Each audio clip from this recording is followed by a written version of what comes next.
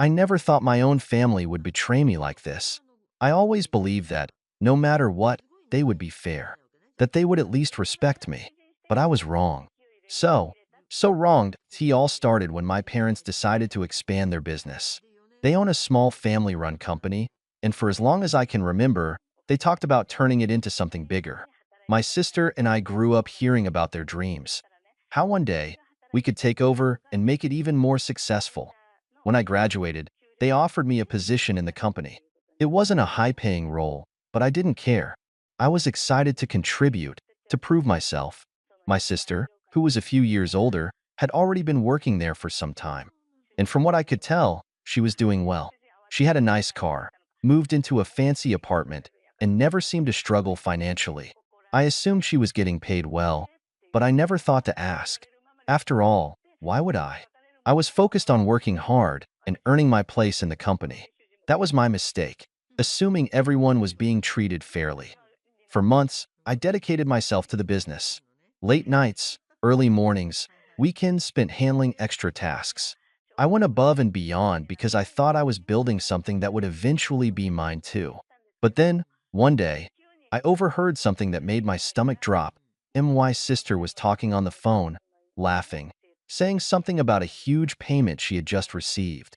I remember the exact words. Yeah, Mom and Dad just sent it over. Crazy, right? So much for struggling at work, huh? I froze. Payment? What payment? I brushed it off at first, thinking maybe it was a bonus or something. But something about the way she said it didn't sit right with me. So, later that night, I decided to ask my parents about it. I wasn't expecting a confrontation. I wasn't even mad at that point. I just wanted to understand. But when I asked them, my mother scoffed, shaking her head like I had said something ridiculous. Your family, she said, as if that explained everything. Family doesn't work for money. We all help each other out. That's just how it is. I stared at her, completely speechless. If working for free was normal, why was my sister getting paid? And that's when I heard a ding, the sound of a notification. My sister smirked, glancing at her phone. My heart pounded as she turned the screen toward me, just enough for me to see the message. A large payment had just been deposited into her account. I swallowed hard. Maybe you're just not worth paying, she said mockingly, her smirk widening. Something inside me snapped. I didn't argue. I didn't yell. I didn't demand an explanation. I just closed my phone, turned around, and walked away. But what happened next? Well, that's where things get really interesting. I walked straight to my room, my mind racing. How could they do this to me?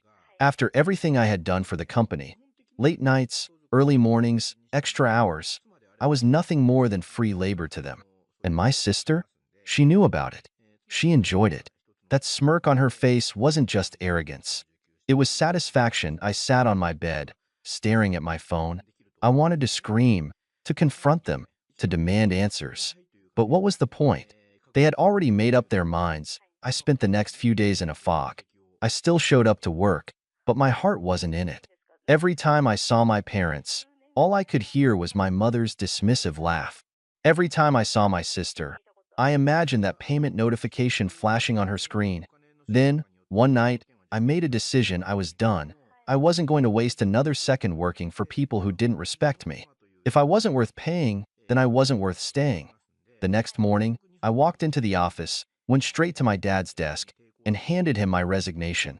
He barely looked up from his computer. Don't be dramatic, he muttered. I stood my ground. I'm not. I'm leaving. He sighed, finally turning to face me. Where are you even going to go? You don't have another job lined up. You don't have a plan. And he was right. I didn't. But I gave them one last glance, then walked out the door. I didn't even take my personal things. I just left. And for the first time in a long time, I felt free. But what I didn't realize was that my departure would set off a chain of events that none of us saw coming. For the first few days, I felt lost. I had no job, no income, and no real plan. But strangely, I didn't regret leaving. If anything, I felt relieved. Like I had finally taken control of my own life instead of being a pawn in someone else's game. I spent the next week applying for jobs, updating my resume, and figuring out my next steps. I didn't talk to my family at all. Not a single call, not a single text. And they didn't reach out either to IT first. That hurt. But then I realized, if they didn't care enough to check on me, why should I care about them? Then, something unexpected happened. Late one night, I got a message from an old colleague, someone who had briefly worked at my parents' company before quitting out of frustration. Hey, I heard you left. Good for you. By the way, you might want to check the company's finances. Something weird is going on. I frowned. Weird how? Just look into it. Trust me. I had no idea what they were talking about, but my curiosity got the best of me. I still had access to some of the company's financial records. My parents had never bothered revoking my login. So, out of sheer curiosity, I decided to take a look. What I found made my blood run cold. There were massive payments going out, way more than what my sister should have been getting. Not just her salary, but bonus after bonus, all marked under vague descriptions like consulting fees and special allowances. But that wasn't even the worst part. Some of the transactions were under my name, payments that I never received, money that should have been mine, but had clearly been funneled elsewhere. And if I was right about where it was going, then my parents weren't just being unfair, they were stealing from me. I sat there, staring at the screen, my heart pounding. This wasn't just favoritism. This wasn't just my parents refusing to pay me. This was straight-up fraud. They had been using my name to move money, money that was never actually deposited into my account. And judging by the dates, this had been happening for months, maybe even years. I took a deep breath and scrolled further. The transactions all led back to one account, an account that, unsurprisingly, belonged to my sister. All those fancy things she had, the car, the apartment, the expensive vacations, they weren't just from her salary. They were partially paid for with money that was supposed to be mine. I felt sick. I wanted to storm into that office and confront them. I wanted to scream, to demand answers. But I knew better. If they were willing to steal from me, there was no telling how far they'd go to cover it up. So instead, I took screenshots. Every transaction, every fraudulent payment. I backed up everything onto a private drive and even sent copies to a trusted friend, just in case something happened to my files. Then, I sat back and thought I had two options. Point one, I could confront them directly, but they would just deny it, twist the story, and make it seem like I was overreacting. Or two, I could hit them where it really hurt, their reputation, their business, their money, and the more I thought about it, the more I realized. This wasn't just about getting back what was mine. IT was about making them pay, so I made a plan. And when the time came, they never saw it coming. I spent the next few days preparing carefully. First, I contacted an accountant I knew, a former employee of my parents' company who had left on bad terms. I showed them everything I had found. Their reaction? Pure shock. This is serious, they said. If they're moving money under your name without your consent, that's fraud. And if they're using company funds for personal expenses, that could be embezzlement. That was exactly what I needed to hear. Next, I reached out to a lawyer. I explained everything, showed them the records, and asked what my options were. Their response was even better. You have a solid case. If you take legal action, you could recover the stolen money and possibly even take down the company. That's when I knew. I wasn't just going to expose them. I was going to destroy them. But before I made my move, I wanted to do one last thing. I wanted to see if they would admit to it. I arranged a casual visit home. My first time seeing them since I had quit. When I walked through the door, my mom barely looked up from her phone. My dad just nodded. And my sister? She had that same smug expression she always wore. Like she had won. I sat down at the dining table, cleared my throat, and said as casually as I could, "So, I've been going through my finances. Found something interesting." My mom raised an eyebrow. "Oh, yeah," I said, leaning forward. "Apparently, I've been getting paid this whole time. Except, I never saw a cent of it. Weird, right?" Silence. Dumb. Why? Dad's expression didn't change, but I saw his jaw tighten. My mom shifted slightly in her chair. And my sister? She was suddenly very interested in her phone. That was all the confirmation I needed. I let the silence drag out before finally standing up. "Anyway, just thought I'd mention it. I'm sure the authorities will find it just as interesting as I did." My mom's head snapped up. "What?" I smiled. Oh, didn't I mention? I spoke to a lawyer and an accountant. And, well, let's just say things are about to get very interesting. Then I turned and walked out. And that was when everything truly started to fall apart.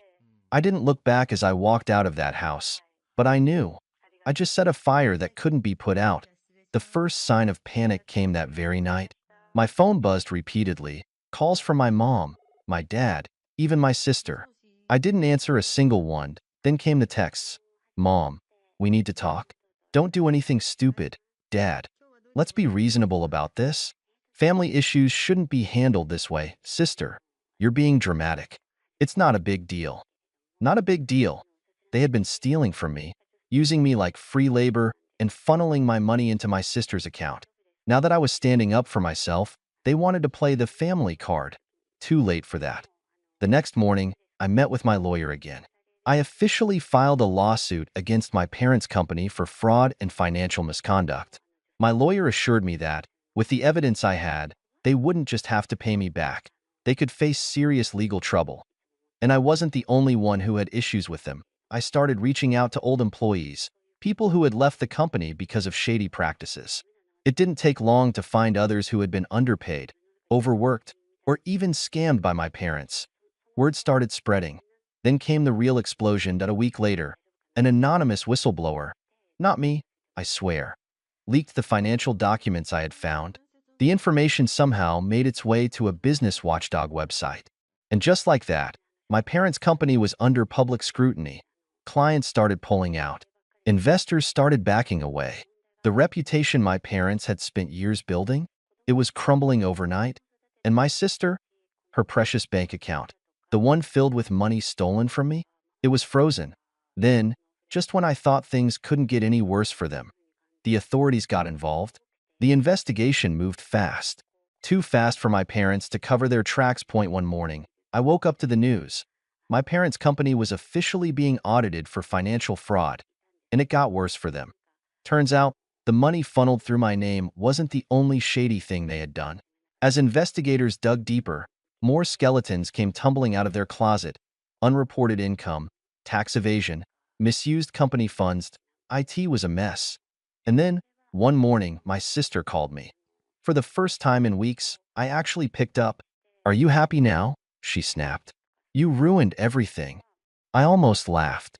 I ruined everything? You and mom and dad stole from me, lied to me, used me, and you think I'm the problem? It wasn't stealing, she shot back, her voice cracking. It was just reallocating. They said you'd get it back eventually. I shook my head. Wow, you actually believe that? Silenced, I let it hang for a moment before continuing, my voice calm. You had every opportunity to be better than them, but you chose to be just like them. And now you're facing the consequences. She didn't say another word before hanging up. That was the last time we spoke. But things didn't end there. A few weeks later, my lawyer called me with an update. Your parents' company is collapsing. With the lawsuits, the fines, and the lost clients, it won't survive much longer. And my money? I asked. They'll have to pay it back. Every last cent. I leaned back in my chair, exhaling slowly that I had won. They had spent years treating me like I was worthless, like I didn't deserve to be paid, like I was just free labor. And now, they were the ones who had lost everything. I should have felt satisfied, triumphant, even, but all I felt was free. Finally, free. The real chaos began when my parents realized there was no way out. One evening, I got a call from my mother. I almost ignored it, but something in me wanted to hear what she had to say. The moment I answered, all I heard was sobbing. How could you do this to us? She wailed. We're your family. You're ruining us. I stayed silent, letting her cry, her voice breaking between gasps. Then my father took the phone. Unlike my mother, he wasn't crying. He was furious. You ungrateful brat, he spat. After everything we've done for you, you stab us in the back like this? I scoffed. After everything you did to me? We fed you. We gave you a home. And you repay us by tearing our business apart? That made me laugh bitterly. Oh, so now I owe you my entire life because you did the bare minimum as parents? My father was seething. Do you even realize what you've done? We might go bankrupt. We could lose our house. Your mother is sick with stress. She's been crying for days. She should have thought about that before stealing from me. I shot back. This is your fault, my father roared. You destroyed your own family over a little money. That was it. I snapped. A little money? You stole years of my pay. You used me to cover your tracks. You let my sister live like a queen while treating me like a servant. And now you want sympathy? My voice was shaking with rage, but I didn't stop. You chose this. You thought you could get away with it forever. And now that you're finally facing the consequences, you blame me? The line went dead, and I guess he couldn't handle the truth. But it wasn't over. A few days later, I got a text from my sister. Sister, I hope you're happy. Mom had a breakdown. She can barely eat. The company's going under. We're losing everything. But I guess that doesn't matter to you, huh? I stared at the message, shaking my head. They still didn't get it. They thought this was my doing, that I was the villain. I typed back. You had a choice.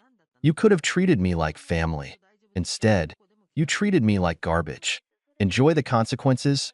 And I hit send. The final blow came a week later. My lawyer called me. It's official. The company is bankrupt. Your parents are being forced to sell their assets. And you'll be getting your money back. I nodded, taking it all in. I had one. A few days later, I drove past my parents' office. The building was empty. A for sale sign stuck in the dirt. My childhood home? Also on the market. Everything they had built, the empire they had controlled, was gone.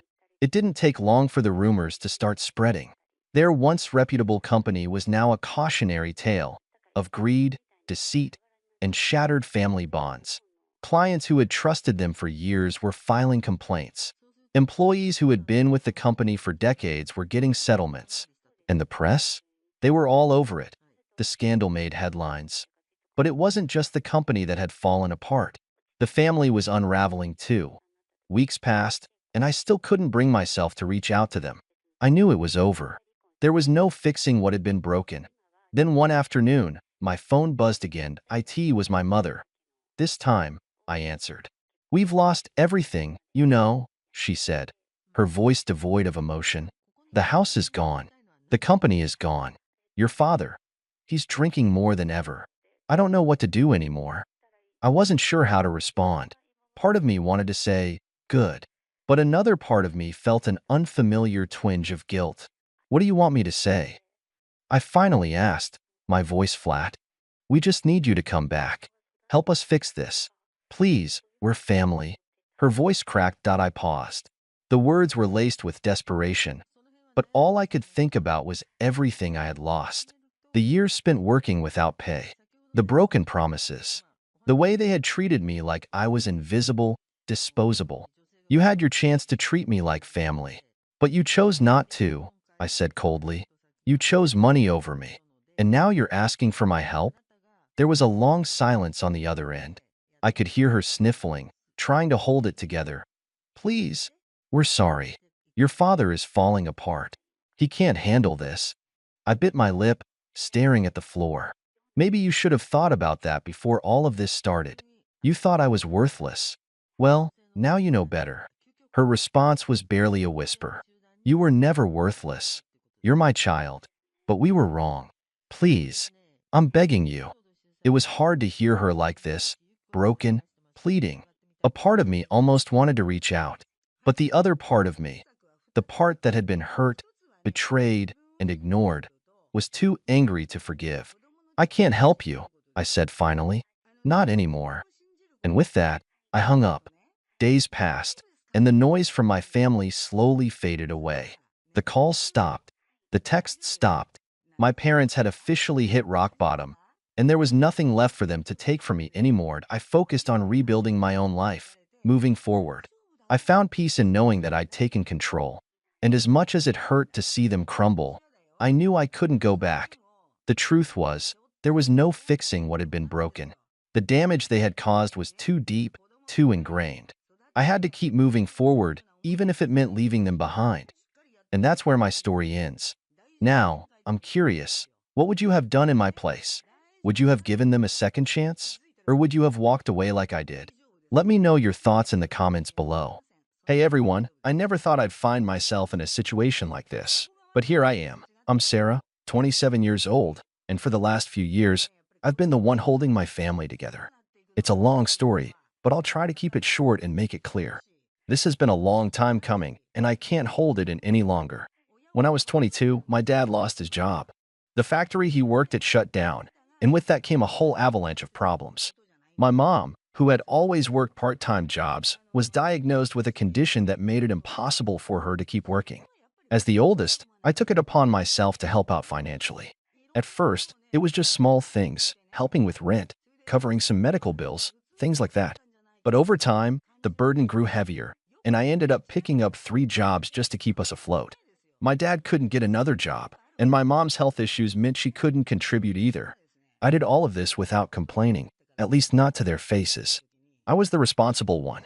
I figured it was my job to make sure my family didn't fall apart. I sacrificed sleep, my social life, even my health at times to keep the wheels turning. It was hard, but it felt like the right thing to do. But then there's my brother, Kevin. Kevin is 24 now, and for as long as I can remember, he's always been the baby of the family. I don't say that in a cute, endearing way. No, he's the kind of guy who expects everyone to do things for him, without lifting a finger to help out in return. He dropped out of college a few years ago, claiming it wasn't for him, but instead of doing anything productive with his time, he just kind of existed. He never got a job, didn't help around the house, and he never seemed to care that I was working myself into the ground just to pay the bills. I would come home from a 12-hour shift, only to find him lounging around the living room playing video games or out with his friends. The nerve he had to act like nothing was wrong. When I asked him why he wasn't looking for a job, his answers were always the same. I'm taking a break, or the economy's tough right now. And, of course, my parents didn't see an issue. They didn't push him to do anything because they were busy with their own problems, and honestly, it was easier for them to let me handle things. It was always, Sarah will take care of it. But this time, Kevin went too far. A few months ago, I was already stretched thin. I had picked up a 4th job to keep us from drowning in debt, and honestly, I was barely keeping my head above water. Then, one day, I got home after an exhausting 16-hour workday and saw Kevin sitting at the kitchen table with a smug look on his face. I could tell something was off, so I asked him what was going on. He didn't answer right away. He just kept looking at his phone, scrolling through some pages. Finally, he put the phone down and said, "I need you to help me out. I bought a new car, and I need you to pay for it." I froze. A new car? What was he talking about? Kevin, are you out of your mind? I asked, not even bothering to hide my frustration. You don't even have a job. How could you buy a car? And why on earth would you think I'd pay for it? He just shrugged, like it wasn't a big deal. I took out a loan for it. It's a good deal. I've been needing a car for a while, and I'm not going to keep waiting around for someone to do everything for me. I was beyond speechless. You took out a loan? Kevin, that's insane. You don't have a job, and you're asking me to pay for your loan? You need to be responsible. I've been working myself to the bone, and you're just blowing money on things you don't need. Kevin's expression shifted, turning defensive. I'm not asking you for a handout. You're my sister. I know you have the money, so just pay it off. I'll pay you back. I swear. You think I have money to spare? I snapped. I've been covering for this family, doing everything I can, and you just sit around doing nothing. You don't have a job, and now you want me to pay for your car loan? No, Kevin. This is too far. But of course, Kevin didn't take no for an answer. He started arguing with me, calling me selfish and accusing me of being bitter because I was too busy to care about his life choices. He told me that he was trying to be independent by buying the car and that if I cared about him at all, I'd help him out. I stood my ground, but it was like talking to a brick wall. His sense of entitlement was absolutely maddening.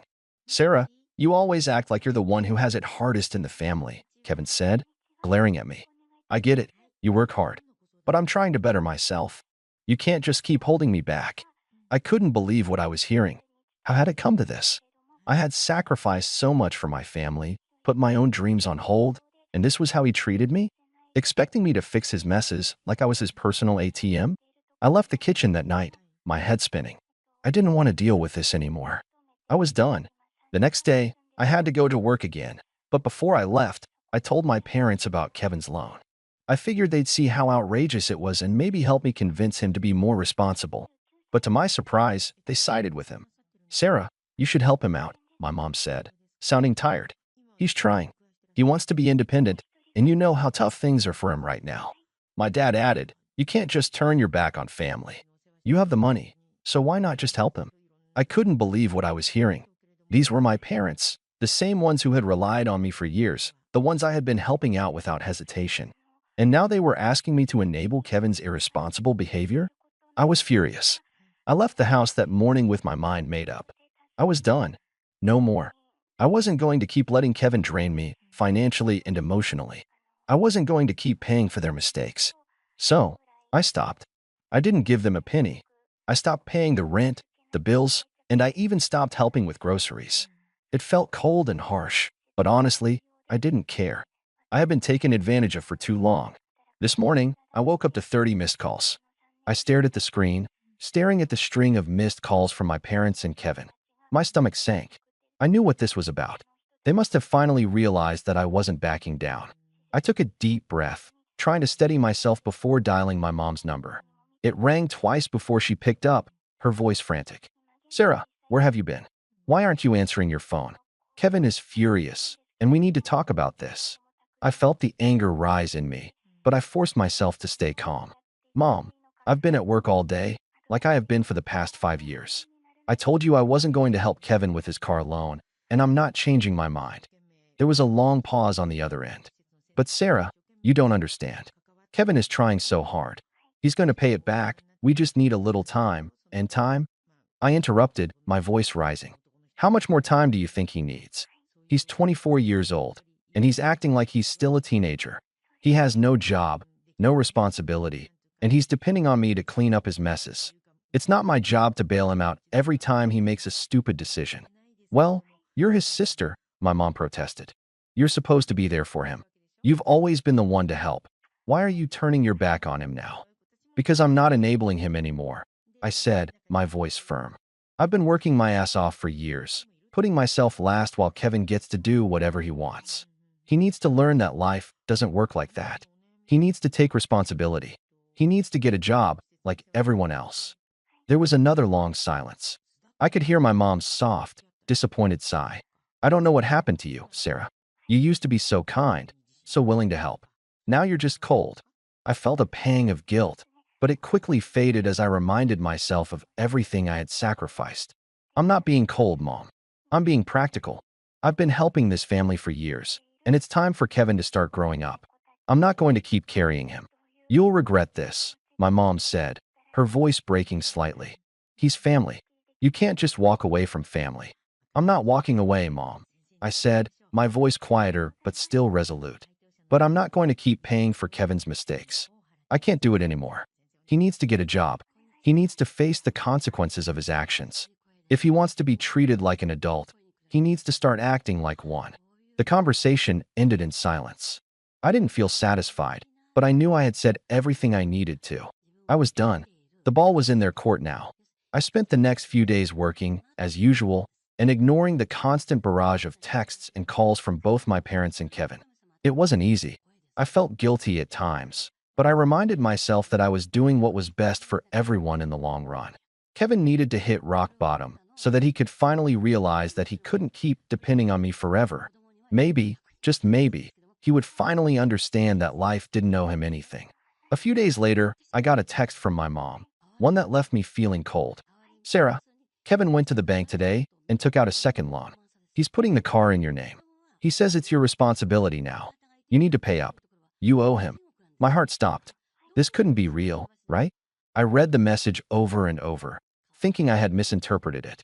But no, it was as bad as it sounded. Kevin had actually gone to the bank and put the car in my name, without even asking, without even consulting me. This was beyond ridiculous. This was the ultimate betrayal. I didn't waste any time. I called the bank, and after explaining the situation, they confirmed it. Kevin had indeed taken out another loan and was attempting to transfer the car loan into my name. They told me that, as the co-signer on the loan, I was legally responsible for the payments unless I could prove that I had not agreed to it. I felt my stomach twist with anger and frustration. I couldn't believe Kevin had done this. I had told him no so many times, and he just ignored me. It wasn't just irresponsible, it was manipulative. He knew that I had always been the one to step up and help, and now he was trying to trap me into paying for his bad choices. I texted back, furious. You think I'm going to pay for this? Kevin, you've gone too far. I am not covering your loan. This is not my responsibility. If you want that car, you're going to have to figure it out on your own. His response came almost immediately. You're my sister, Sarah. You've always helped me before. You can't just leave me hanging now. I didn't do anything wrong. You took out a loan without asking me, and now you're trying to put it in my name. That's not just irresponsible, it's illegal. I felt the adrenaline coursing through my veins as I thought about how to respond. I wasn't going to let him get away with this. He was crossing a line that shouldn't be crossed. I had spent the last few years sacrificing everything for this family, and this was the thanks I got? Manipulated and lied to? The next day, I went to the bank in person and started the process of removing myself from the loan. I knew it wouldn't be easy, and it would take time, but I was determined to make sure Kevin couldn't use me as his safety net any longer. But I wasn't prepared for what came next. That evening, I received a call from Kevin. This time, his voice sounded different, desperate. Sarah, please. You have to help me. I've messed up so bad. I'm not sure what to do. I really need you. Please. I paused, my finger hovering over the phone. I could feel the guilt creeping in again, but I knew deep down that I couldn't go back. Not this time. I'm sorry, Kevin, I said, my voice steady. You need to take responsibility for your own mistakes. I'm not bailing you out anymore. It's time for you to grow up. And that was when I heard it, the sound of Kevin's voice cracking. It was the first time I had ever heard him sound so vulnerable, so human. For a brief second, I almost faltered, but I stayed firm. I'm done, I said. You need to get a job. You need to figure this out on your own. I hung up the phone and felt an overwhelming mix of emotions. It wasn't easy. It was heartbreaking, but I knew it was the right thing to do. That night, as I lay in bed, I stared at my phone, waiting for another message or call. I wasn't ready for what would come next. The missed calls. The texts. My phone had been buzzing all night, and I couldn't ignore the sinking feeling in my stomach. I had expected some sort of reaction from my parents and Kevin, but this was something different. I got out of bed, trying to shake off the anxiety crawling up my spine. I opened the blinds and squinted into the morning light. Everything seemed peaceful. Too peaceful. It was too early for drama, but I knew it was coming. The doorbell rang, its sharp tone echoing through the quiet house. My heart skipped a beat, and I rushed over to the front window. I saw the figures outside, Kevin, of course, but my parents were with him, standing together in the driveway, looking up at the house with angry, expectant eyes. I knew exactly what this was about. I took a deep breath and made my way to the door, my mind racing. What were they planning? Did they seriously think they could just show up at my door, demanding money, after everything that had happened? I opened the door, and before I could even say anything, Kevin stormed in, pushing past me like he owned the place. My mom and dad followed closely behind, their faces set in that familiar, judgmental frown. Sarah, my mom began, her voice tight, you have to help Kevin. You promised. I didn't promise anything, I shot back, my anger starting to bubble to the surface. I told you both that I wasn't going to keep bailing him out. You can't just come here and demand that I pay for his irresponsibility. Kevin's face reddened, and he crossed his arms. You think you can just walk away from family like this? You owe me. You promised me you would help. I shook my head, incredulous. You're a grown man, Kevin. You're 24 years old, and you've never had to work a day in your life. You've always been able to rely on me. But that ends now. You're not going to guilt me into paying off your car loan because you're too lazy to get a job. I don't have time for this, Kevin growled. You're supposed to help me. You said you would. My dad stepped forward, his face hard. Sarah, don't be ridiculous. You know Kevin is going through a rough patch. You can afford to help him. You can pay it back over time, but you need to start now. I was floored. My dad, the same person who had spent years telling me that my money was my money, now wanted me to pay for Kevin's stupid decision? It was like they'd forgotten the countless hours I spent working multiple jobs to keep food on the table for everyone. You know what? I said, trying to keep my voice steady. I've had it. I've been helping you all for years, and it's never enough. You take and take and take, and when I say no, you come to my door like this. Kevin let out a harsh laugh, clearly growing more frustrated. You think you can just refuse to help your family? You've always been so selfish, Sarah. It's your fault we're in this mess. You never even tried to help me get ahead. I thought you cared about me. I felt my stomach churn at the guilt trip, but I wasn't falling for it. I had seen this game before, and I wasn't about to let him manipulate me into doing something I knew was wrong. You want to know the truth? I said, my voice growing louder with each word. You don't get to talk to me like that. I've spent years helping everyone out while you sat on your ass doing nothing. You've never cared about what it takes to build something for yourself. You've never once considered what it takes for me to actually work hard to keep us afloat. You don't appreciate anything I've done. You've never taken responsibility for your actions. Kevin's face twisted with rage. I don't have to listen to this. You're just jealous because you're stuck in your dead-end job while I'm out here trying to enjoy life. I couldn't believe what I was hearing. He had the audacity to say that to me after everything I'd sacrificed? After all the hours I'd worked? All the times I had pulled him out of trouble? I'm done, I said, finally finding my voice. I'm not paying for the car. I'm not helping you anymore. And you know what? You're not welcome here. I need you to leave. Now. The shock on their faces was palpable. For a moment, no one said anything. My mom's mouth opened and closed, like she was trying to find the words, but nothing came out. Kevin just stood there, seething, fist clenched at his sides. Finally, my dad spoke, his voice low and harsh. You're making a big mistake, Sarah. You don't know what you're doing. You think you can just turn your back on your family like this, but I promise you, it's not going to end well. You'll regret this. I shook my head, my hands shaking with the pent-up frustration of years of dealing with this nonsense. I'm not the one making a mistake. You're enabling him. You're teaching him that he can get away with this behavior, and I won't be a part of it anymore. Without waiting for a response, I slammed the door in their faces. I stood there for a few seconds, my heart pounding, trying to process everything that had just happened. The confrontation with my parents and Kevin felt like it had been building for years, and now that it was over, I wasn't sure whether I should feel relieved or just exhausted. I took a few deep breaths to calm myself down. The silence in the house was almost deafening. I could still hear the muffled sounds of Kevin and my parents arguing outside, but I didn't care anymore. I was done. I was done letting them guilt-trip me into paying for things I didn't want to pay for. Done enabling Kevin's laziness. Done putting myself last for the sake of their constant demands. I went back inside, locked the door, and collapsed onto the couch. The weight of it all started to hit me in waves. For years, I had been the one to carry the financial burden of the family. My parents had never really acknowledged it, and Kevin had always found new ways to make me feel like I was in the wrong for not doing enough. But no more. I could feel a mixture of relief and guilt gnawing at me. On the one hand, I knew this was the right decision. It had to be. I had been suffocating under the pressure of their expectations for so long, always bending over backward to help them out, always putting my own life and well-being on hold. I couldn't keep doing that. I wasn't a bank, and I certainly wasn't a free ride for anyone. But on the other hand, the guilt was there. My parents had been counting on me, and Kevin, well, he was my brother. I didn't want to cut him off completely, but I had to make him face the consequences of his actions. He needed to learn that there were limits, real consequences for irresponsible choices. I wasn't going to keep paying for his mistakes. I sat there for a while, trying to make sense of it all. Then, I glanced at my phone. There were already a handful of missed calls and texts, most of them from my mom and dad. And Kevin? He had gone silent, which, knowing him, was probably a good thing. I couldn't bring myself to reply yet. Not after everything that had just gone down. But I knew I'd have to face them eventually. They wouldn't stop until I did. And honestly, I wasn't sure how I'd handle it when that time came. For now, though, I felt like I had taken a stand. This was my life, and it was time I started living it for myself.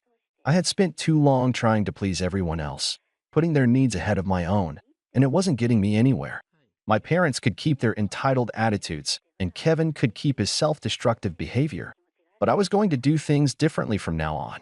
So here I am, trying to move forward, trying to make sense of everything. But I still wonder, did I do the right thing? Should I have helped them out just one last time? Or was this the only way for me to finally break free from their constant demands? I'm curious to hear what others think. Have any of you been in a similar situation?